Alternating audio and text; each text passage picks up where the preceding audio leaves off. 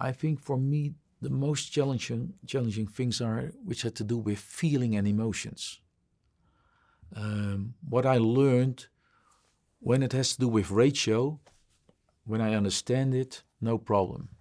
I understand that I need to delegate, okay, skip me out of these meetings or hand it over responsibility to somebody else. I can do this by ratio. That is quite easy. But if you're really talking about a genuine interest into people,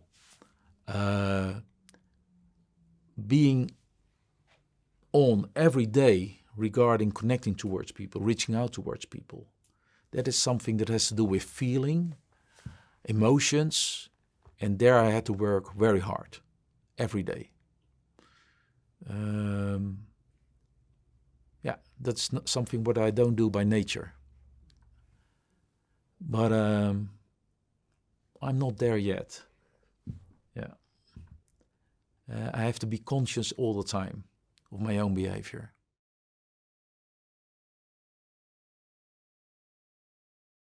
I think stepping away would be a very easy solution, and I also would miss the opportunity to grow as a person. It had to do with bonding, trusting other people. So I'm glad I didn't step away, and I've go through the hard learning process. And the reward that I got now, it's just only, I think, one and a half year now, that I really felt more rest in my personal life as well. I was a hunter. I was restless. I was never satisfied. I had some problems to really feel happiness, you know. And now I coming in an area where I got much more relaxed, and that helps me also in the relationship with others, not only with my coworkers, but especially also with a new girlfriend, with my children. It makes me a better and happier person. But that I only got the results, I think, the last few years. Yeah. And what I learned, to be a good leader, you used to work very hard, many hours. But when I really thinking back, the success of our company has to do with maybe 3 decisions I made last year. And those 3 critical decisions means are you successful or are you not successful? So to be a good leader, you have to make a few good decisions every year. Just a few.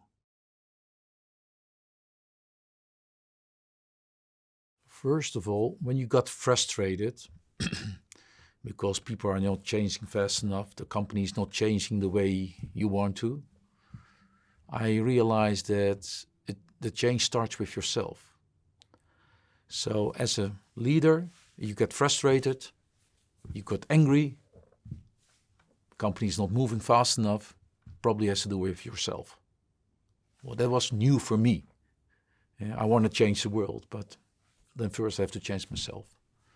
That's the first thing. The second thing is, if you want to address your own quality as a leader, ask your children.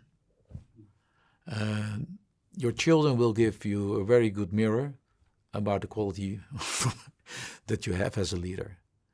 And they're ruthless. And they say exactly the right words. So what I do now, for example, when I have interviews with potential new hires, I always ask what kind of relationship they have with their family, with their children, because I think it's very important. Yeah. And the third thing is to change your leadership, don't do it yourself alone. And I organized the feedback in my company. Every 3 months we had feedback rounds.